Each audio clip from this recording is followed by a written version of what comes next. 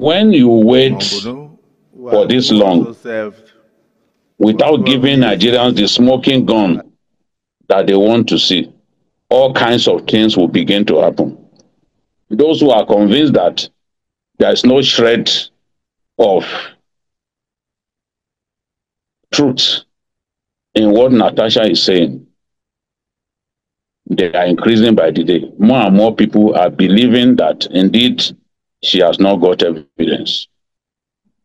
That somebody, I must say clearly, that somebody has not provided evidence is not proof that it didn't happen.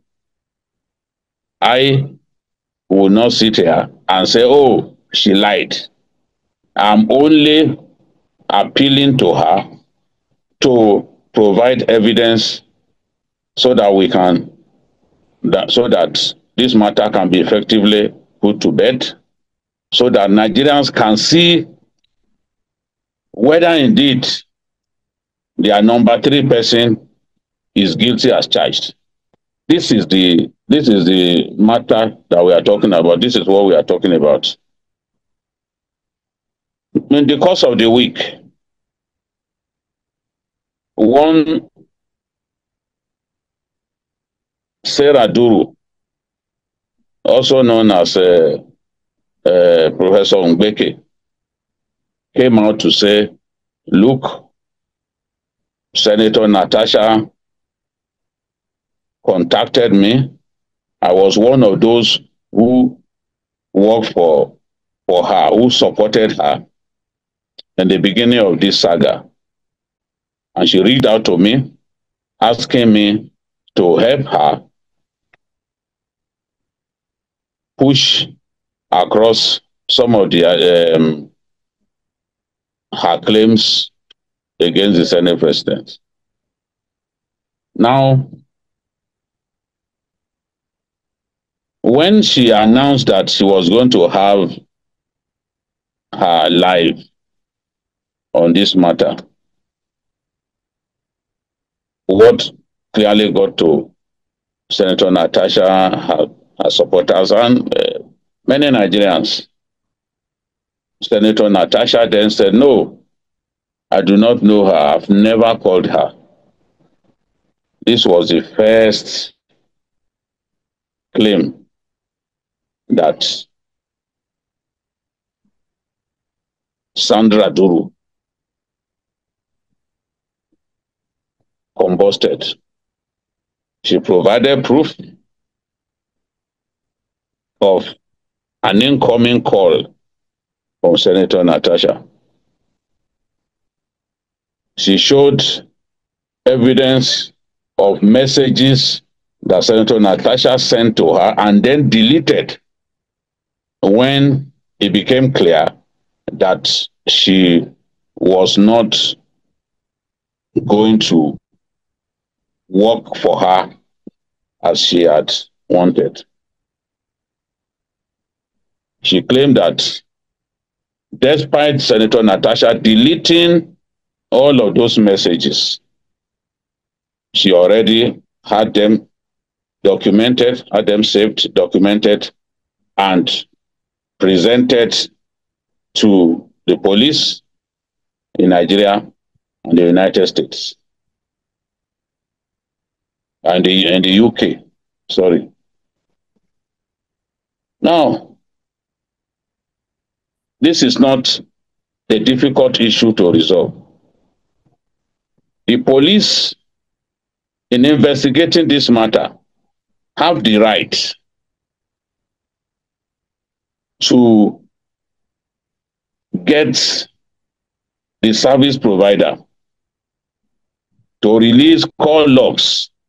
Although she came, Ngbeke claimed that she had released those call logs to the authorities.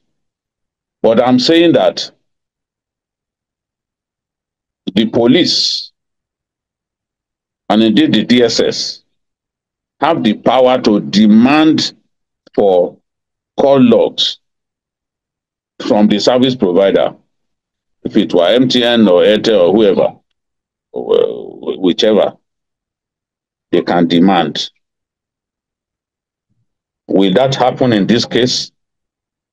I have no idea what is going through the mind of um,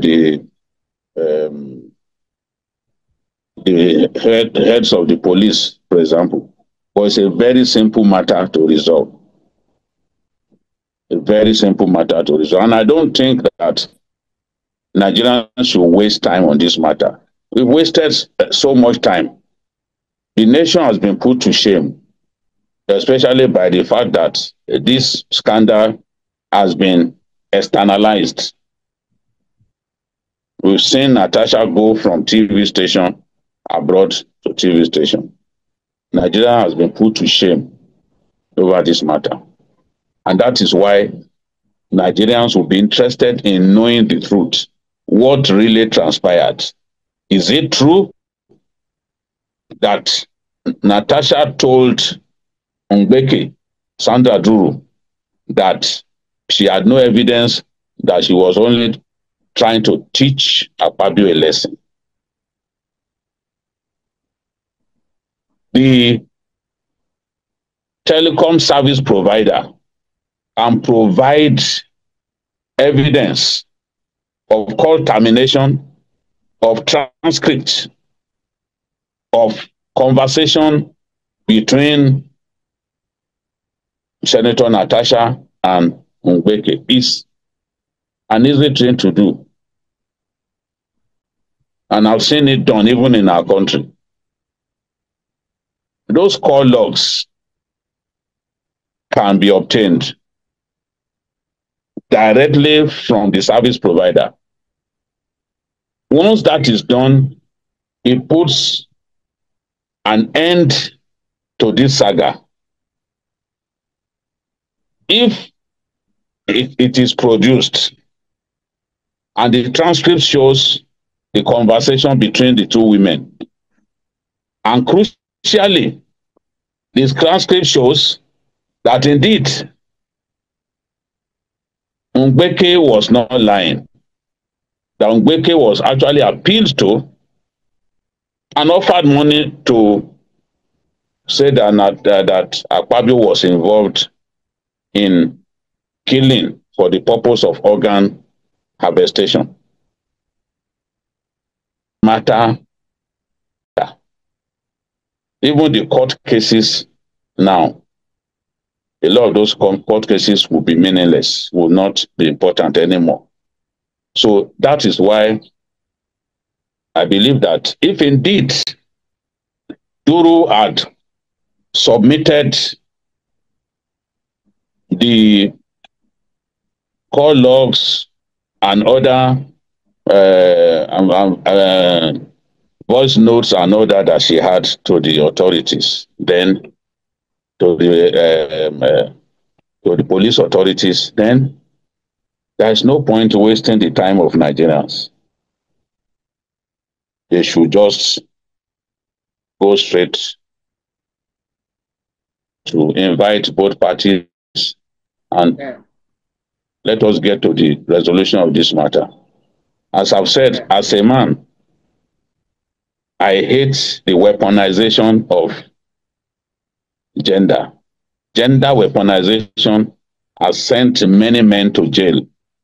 That is not the same thing as saying, oh, Akpabio didn't do this. I've said before, that would be foolish to say, oh, Akpabio didn't do it. I have no evidence that I didn't do it. But the person who has accused someone must be the one to provide evidence. Yeah, that's right. When the state puts an accused person on trial, the state must produce all of the evidence that will lead to conviction. That is the normal thing.